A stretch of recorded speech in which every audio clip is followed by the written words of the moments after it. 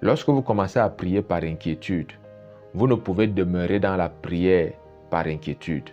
Ce qui va vous faire demeurer dans la prière, dans une vie de prière, c'est la paix. La paix de Christ qui surpasse toute intelligence va t'amener à garder tes pensées, tes paroles, ton cœur attaché à Jésus. Une fois que ceci sera fait, tu auras une vie de prière plus que victorieuse. Tu seras une personne qui fera des exploits avec Dieu.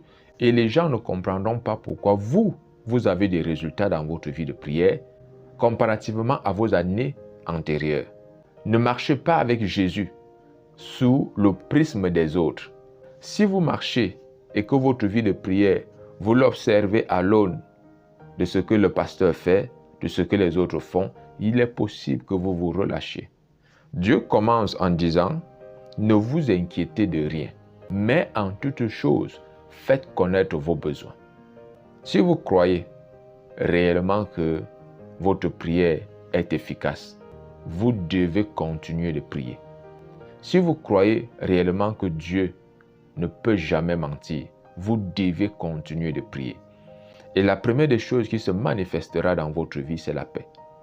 C'est cette assurance que vous avez ce que vous avez demandé, que vous avez ce que vous avez proclamé et planté dans votre vie, que vous avez ce que vous avez demandé pour vos frères, pour vos sœurs, que vous l'avez déjà. Cette assurance, cette paix va changer votre état d'esprit et va vous maintenir dans une vie d'attente et de prière. Parce que voyez-vous, lorsque Dieu dit et la chose arrive, la prière aussi a deux temps. Vous dites avant que la chose que vous avez commandée n'arrive. Si vous n'avez donc pas la patience nécessaire durant ce laps de temps, parce que c'est un laps de temps, si vous n'avez pas la patience nécessaire, vous manquerez tellement d'exaucement, vous manquerez tellement de rendez-vous. Dieu a tout accompli. Dieu a pourvu à tout ce dont vous avez besoin. Ne vous inquiétez de rien. La paix de Dieu change tout dans votre vie de prière.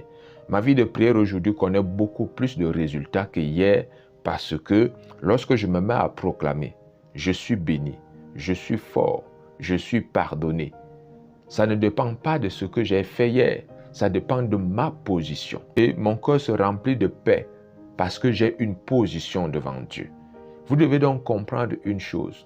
Votre cœur doit se remplir d'abord d'une chose immatérielle qui ne peut ni se mesurer ni se quantifier sous le prisme de nos avoirs, de ce que nous pouvons voir, mais seulement par rapport à ce que nous ressentons. Dieu vous aime. Ne l'oubliez jamais.